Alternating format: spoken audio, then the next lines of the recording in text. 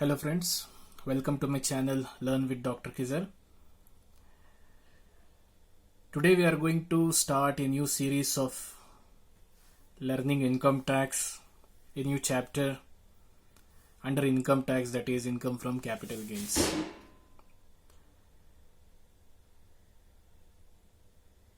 So as you know that there are 5 heads of incomes under income tax: income from salary, income from house property, income from capital gains, income from business profession, and income from other sources. So among this, income from capital gains is one of the head of income under income tax. So let us start with the meaning of capital gain. So capital gain can be understood as any profit or gain which is earned through selling a capital asset. So any capital asset you sold, okay, that is considered as capital gain. So the details of this capital gain is under section 45 to section 55A of income tax acts. All the details of treatment of capital gains and computation is mentioned under these sections. So when we have to consider capital gains or any income which is earned from selling of assets, that is capital assets, in income from capital gain, that is very important. See, there are 4 points which is given by income tax, telling that this is the basis of charge. Okay, these 4 conditions, okay, if you are satisfying, then only you can consider any income which is earned from selling of capital asset under the head income from other source. That is what it is called as basis of charge. When you are going to charge, okay, the gains which is earned through capital assets, okay, in the income from other, that is income from capital gains. So the first condition is there must be a capital asset. So this is the basic condition. So capital asset is must. Second is it should be transferred, means it should be sold or it should be exchanged for value. This is the second condition. When it should be exchanged, it should be exchanged during the previous year. And fourth condition is some income should be raised from the transaction, that is extra income should be there, that is in the form of profit or gain. In that case itself, the income which is earned through sale of capital asset will be considered in income from capital gains under income tax. Okay, hope these 4 points are very much clear. So to be that is in a quick way to understand, there must be a capital asset transferred during the previous year and we get some profit or gain, that can be considered under income from capital gains. Now let us understand what is this capital asset as per income tax.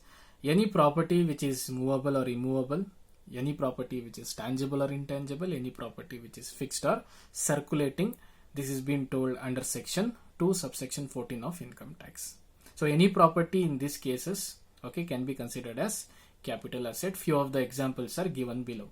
Okay, you can see here land and building is one of the capital asset, plant and machinery, motor car, furniture is capital asset, jewelry, goodwill, patents, copyrights, trademarks, shares, debentures, mutual funds, etc. These are called as capital assets, or these are the few examples of capital assets. In detail we are going to see in the coming videos what are the that is capital assets that are considered under income tax. Okay, now for this class or this video, you understand that capital asset is any property which is movable or immovable, tangible or intangible, fixed or circulating, considered under section 2 subsection 14. Okay, now let us see what is not included as capital asset, which assets are not called as capital assets. As per this section, first is stock in trade.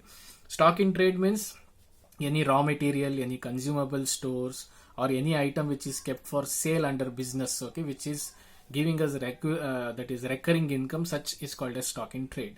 Okay, so stock in trade will not be considered as capital asset. Then any movable property used for personal use. So here we saw that movable or immovable property is capital asset, but here it is being told that any movable property, if it is used for personal use, then it is not a capital asset. Examples are given. Furniture, as we saw here, it's a capital asset, but here if it is used for personal use, then it is not considered as capital asset. Car, scooter, TV, refrigerator, etc. Now apart from this, jewelry we saw as a capital asset. Yes, If you are using for personal also, jewelry should be considered as capital asset. Okay.